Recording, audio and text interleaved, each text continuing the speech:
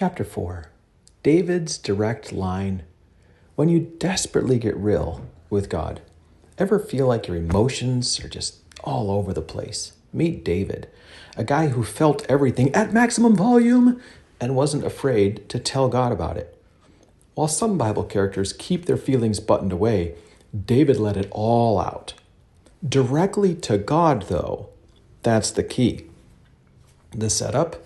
Not even family believed in him. 1 Samuel 17, and Eliab, his eldest brother, heard when he spake unto the men, and Eliab's anger was kindled against David, and he said, Why camest thou down thither? I know thy pride and thy naughtiness of thy heart.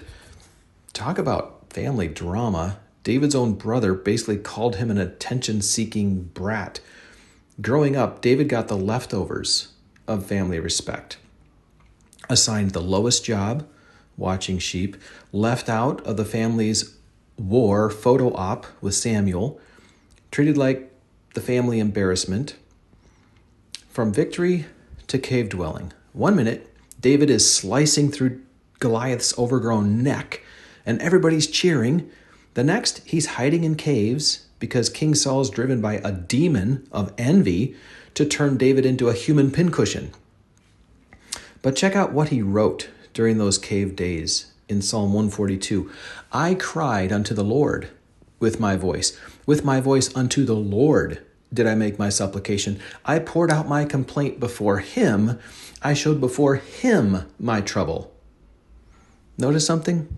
David didn't book a therapy appointment, post cryptic, negative social media updates, bottle it all up inside, pretend everything was okay.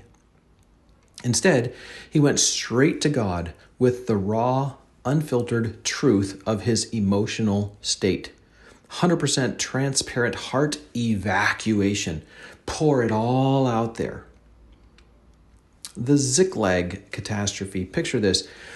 David and his closely knit band of brothers in arms just lost everything. Their homes burned, their families kidnapped, their stuff gone, and his own men, they're picking up stones to kill him, literally, in 1 Samuel 30, and David was greatly distressed, but David encouraged himself in the Lord his God. This is huge.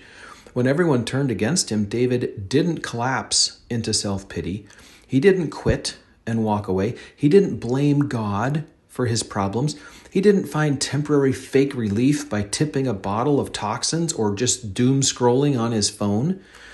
He tapped in directly to the right source for strength. The biggest mess up, let's be real, David wasn't perfect, human like us. He messed up big time with Bathsheba, murder, adultery, cover-up, full soap opera. For a whole year, he continued hard-hearted, trying to pretend everything was fine. Eventually, when Nathan the prophet confronted him, look what happened. Psalm 51, For I acknowledge my transgressions, and my sin is ever before thee, against thee. Thee only have I sinned, and done this evil in thy sight. David didn't make excuses, blame others, give up on his relationship with God, let shame keep him silent. Instead, he poured out everything to God. His shame, his guilt, his need for forgiveness, and what happened? God restored him. The David method. Express, don't suppress. Here's what made David different. He turned everything into deeply connective conversations with God. Happy? Write a praise song. Angry?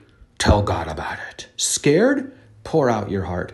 Guilty? Confess it all. Grateful? Compose a thank you psalm. David didn't just listen to worship music. He spontaneously combusted forth like a fountain of elated, vibrant praise with a full orchestration resounding in his heart. Every instrument joining into the composition, he let God's Spirit fill him to overflowing with just expressions of gratitude, and songs just poured out, ink and teardrops everywhere. Your turn to get real. Take a moment to try the David method. What emotions are you bottling up right now that God would love to hear? If you could tell God one totally honest thing, what would it be? How could you express your feelings creatively? Through music, art, writing, long nature walks, prayer sessions of decompression? Personal takeaway. Here's what David teaches us about handling our emotions. Go direct to God. No middleman needed. Don't filter your feelings. God alone can handle them all. Other people, not so much.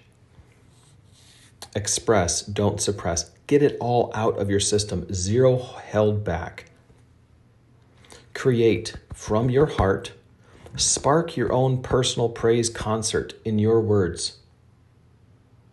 Maybe put it on paper. Let God restore your joy. It's never too late. A moment to pour out. Before moving on, grab your journal. Try writing your own psalm to God. It doesn't have to rhyme or sound fancy. Just be real. God loves you.